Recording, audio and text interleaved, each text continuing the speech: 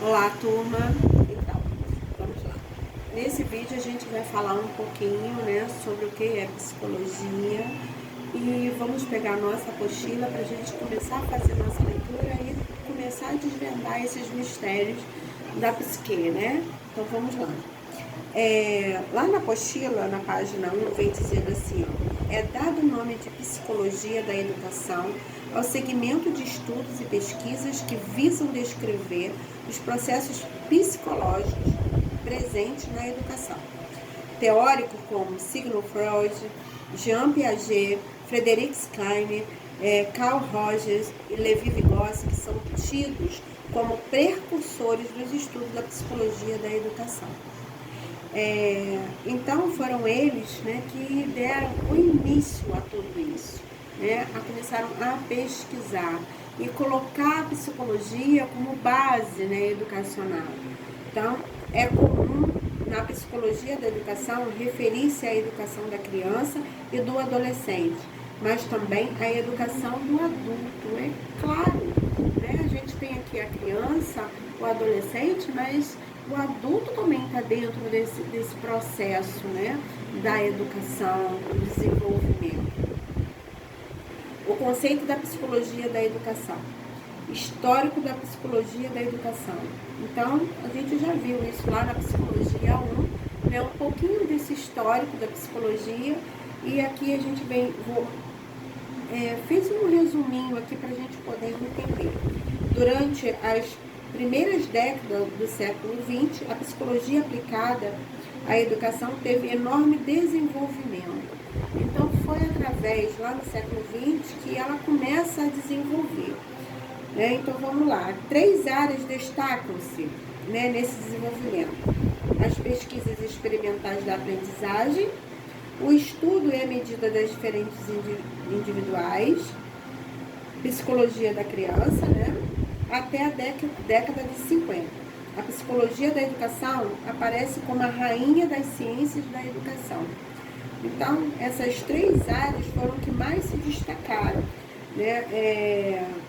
E ela vem mesmo assim como uma ciência, né, da educação. E vem como a rainha, né, ponderada, como se fosse o máximo, né? Todo mundo estava aquilo achando que tudo é um máximo, as descobertas. Não mais é considerada como uma psicologia aplicada à educação. Atualmente, a psicologia da educação é considerada um ramo tanto da psicologia como da educação. Caracteriza-se como uma área de investigação dos problemas e fenômenos educacionais.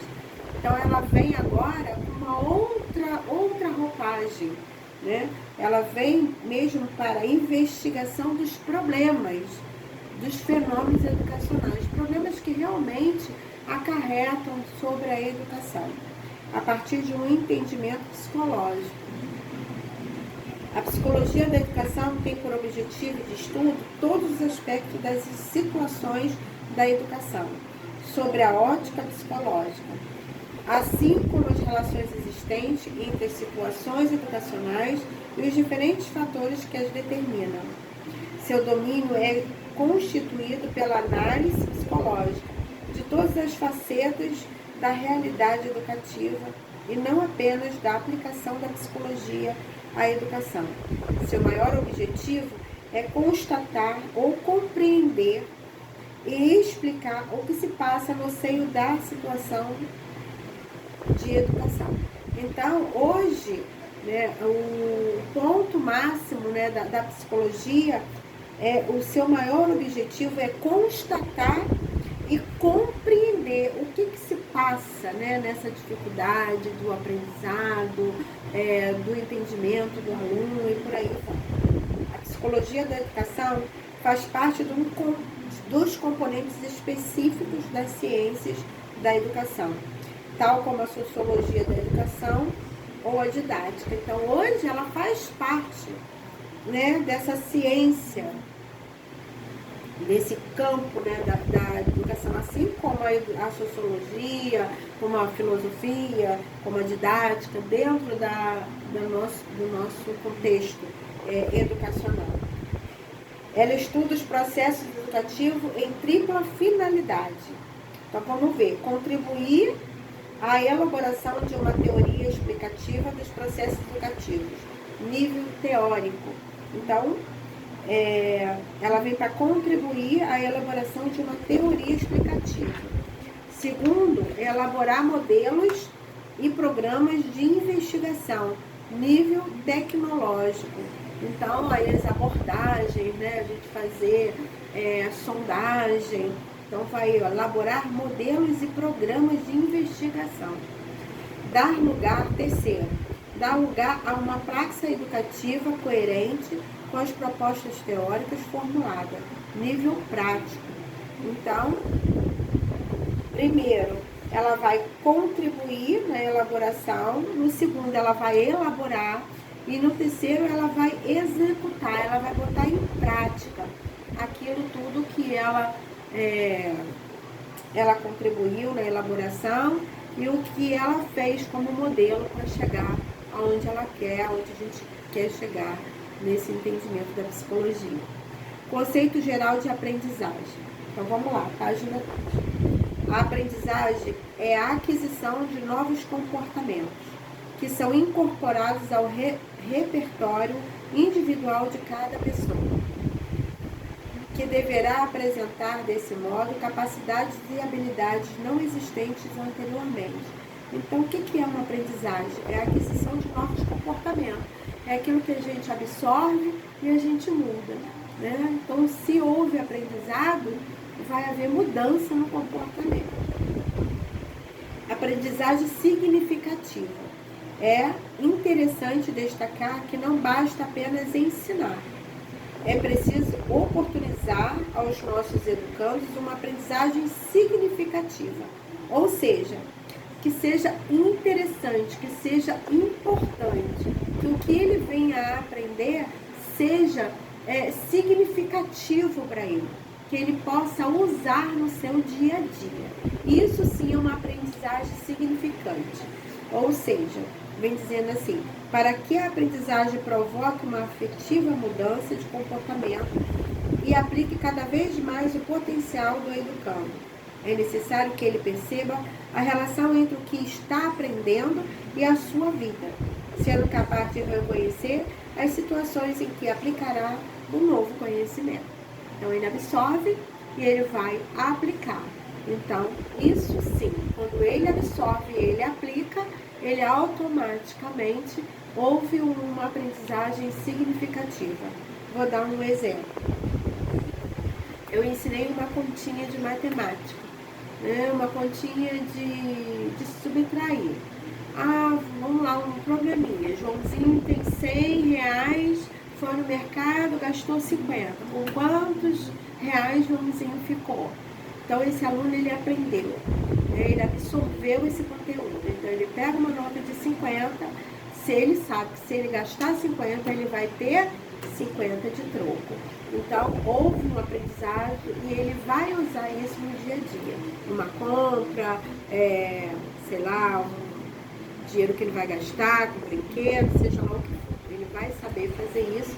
Então, houve realmente uma aprendizado significativo. Ensino vezes instrução. Vamos lá. Ensinar. O que é ensinar?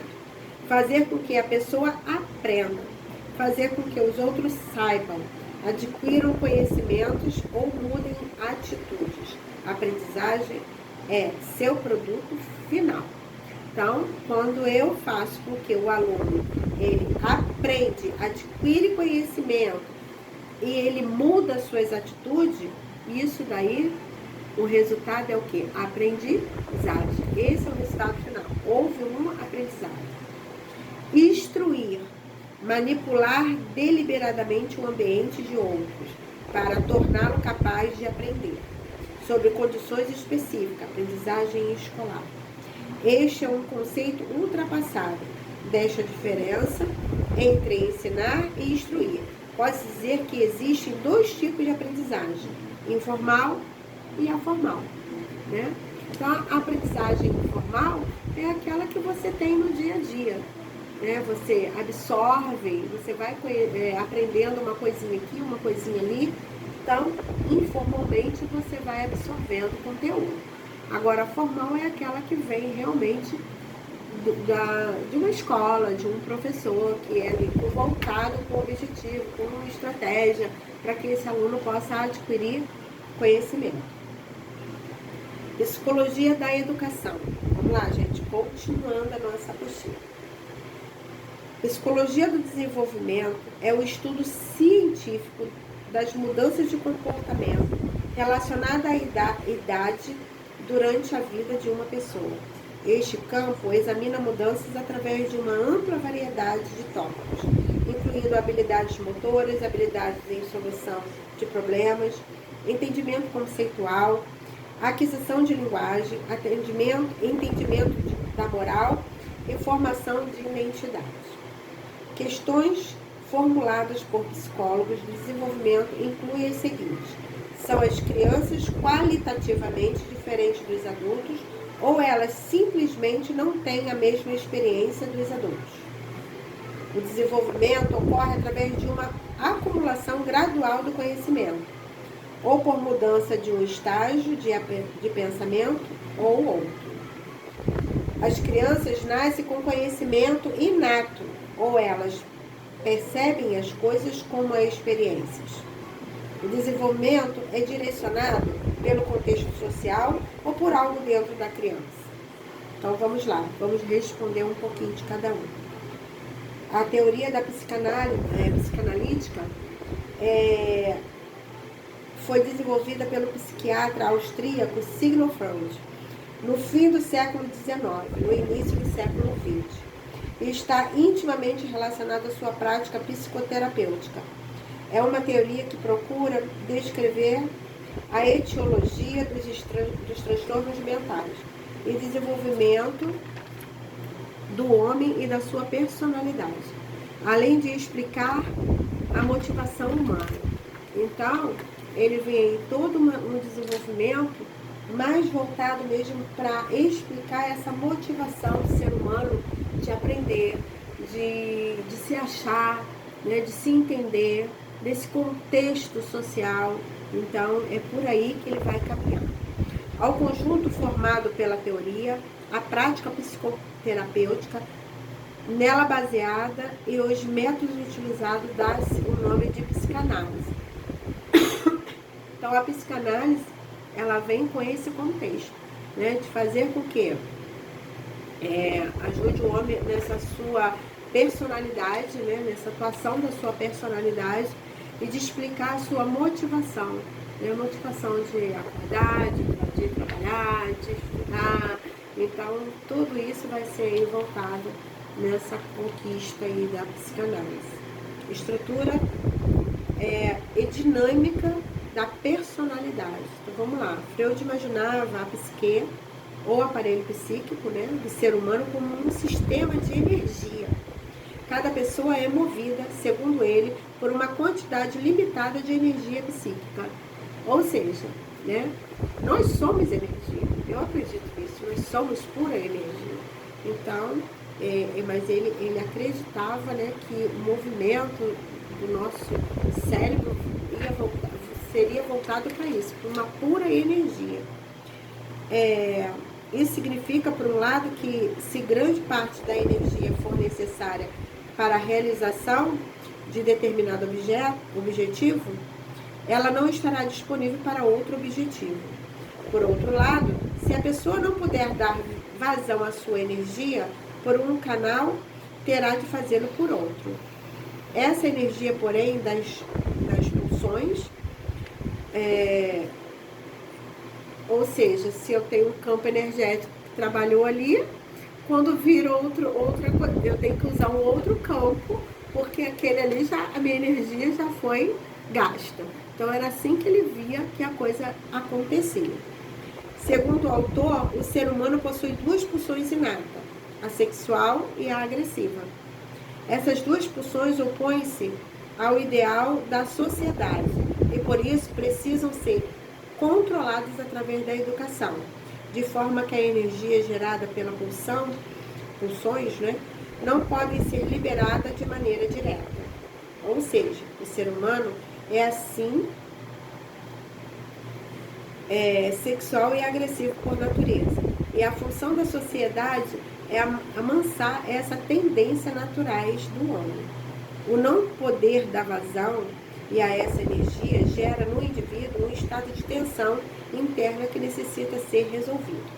Toda a ação do homem é motivada, assim, pela busca hedonista de dar vazão à energia psíquica acumulada. Ou seja,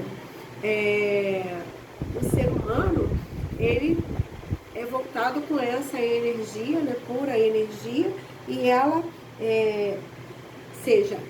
tem que ser motivada. Se você não tiver motivação, essa energia não terá função dentro de você, né? Então ele está nessa busca, né, total dessa psique acumulada do ser humano. Então ele precisa estar sempre dando uma energia, motivando esse ser para que ele tenha sempre essa energia de buscar cada vez mais. Então vamos lá. Os níveis de consciência, o modelo topológico da mente. O ser humano, no entanto, não se dá conta de todos esses processos de geração e liberação de energia. Para explicar esse fato, Freud descreve 3 níveis de consciência. Ou seja, o consciente, que abarca todos os fenômenos em que determinado momento pode ser percebido de maneira consciente pelo indivíduo. O pré-consciente refere-se ao fenômeno que não estão consciente em determinado momento, mas pode tornar-se se o indivíduo desejar se ocupar com ele. E o inconsciente, que diz respeito aos fenômenos e conteúdos que não são conscientes e somente sob circunstâncias muito especiais podem tornar-se. O termo subconsciente é muitas vezes usado como sinônimo, apesar de ter sido abandonado pelo próprio Freud. Então aqui tem um quadrinho que vem assim, ó, consciente, pensamento, percepções, pré-consciente, memórias, né, conhecimento armazenado. Então vamos lá, vou dar um exemplo. Eu estou no ponto do ônibus, chegou alguém com um perfume muito que me faz lembrar de alguém. Então aquela pessoa está lá no meu aquele perfume, aquele cheiro está lá no meu subconsciente, né? No meu pré-consciente, né? Ou seja, no meu pré-consciente, e ao sentir aquele cheiro, automaticamente eu lembro do perfume, eu lembro talvez até mesmo da pessoa que usava aquele perfume.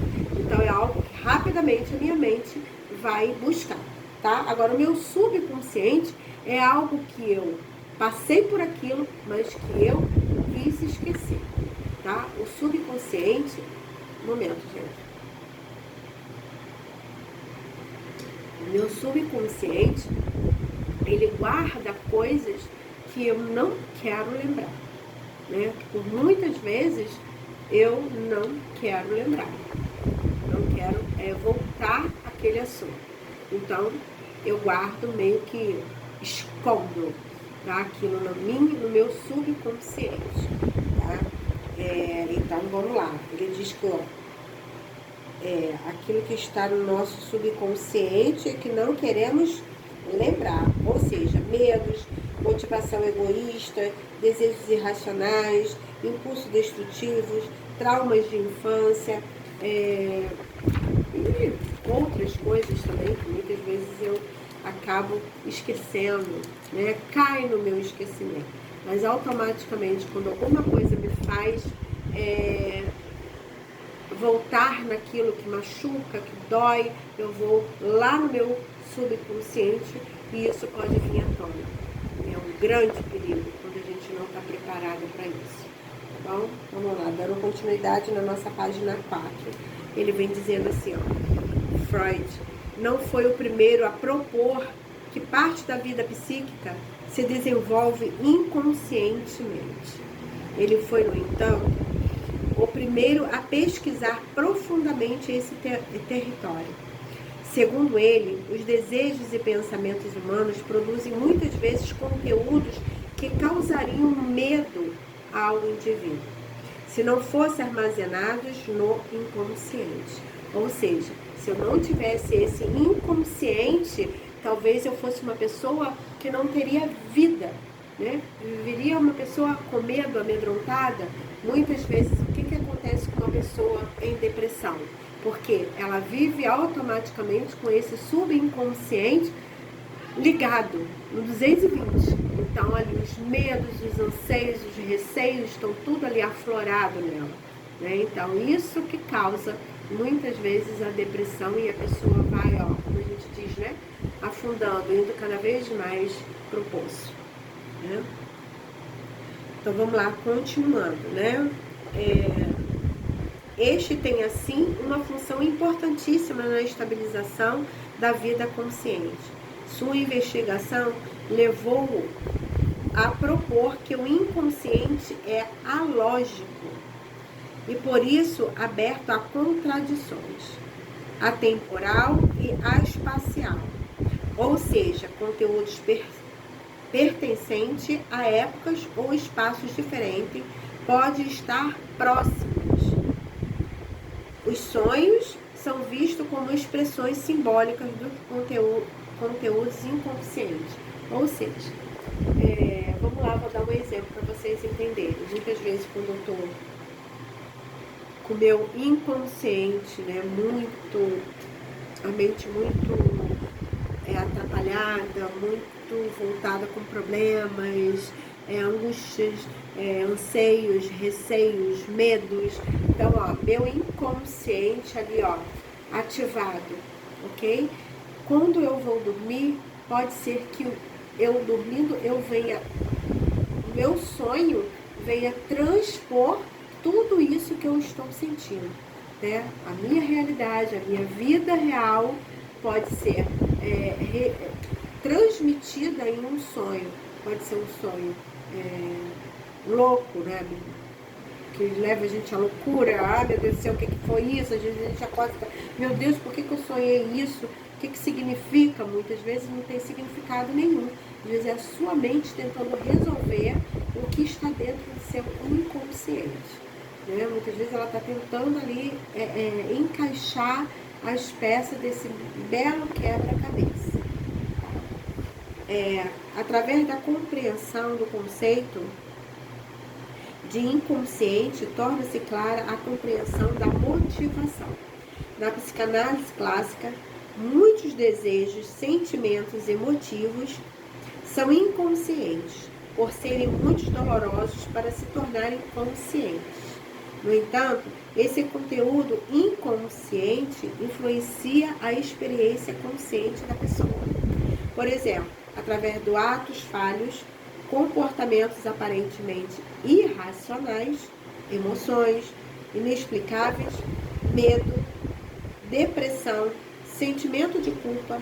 Assim, os sentimentos, os sonhos, os desejos, os motivos inconscientes influenciam e guiam o comportamento consciente. Ou seja, o meu inconsciente muitas vezes vai fazer com que o meu consciente seja guiado por ele, né? Por isso que a gente precisa ter um equilíbrio emocional muito grande para a gente não entrar nessa tal depressão. Porque se a gente entra nessa depressão, quem vai falar mais alto é o meu inconsciente. O que eu tenho dentro do meu inconsciente? Tudo aquilo que eu não quero para minha vida, né? Que não é bom para mim, porque eu quis esquecer. É um cantinho da minha mente que eu coloco as coisas lá porque não é bom para mim. Entenderam? Alguma dúvida, vocês podem colocar na plataforma e a gente vai tirando, não tem problema nenhum. Assiste os vídeos, nós temos 2 vídeos. Um vídeo vai estar entrando e a gente vai comentar esse vídeo. Depois vai ter um tempo e vai entrar um outro vídeo, tá? Eu coloquei horários para esses vídeos entrarem. Eu espero que vocês façam comentários, não só desse vídeo que eu coloquei, que eu vou estar postando para vocês, como também os vídeos que a gente vai poder estar entendendo melhor a nossa primeira aula, ok? No mais, um beijo grande para vocês, fiquem com Deus e até a nossa próxima aula. Beijo!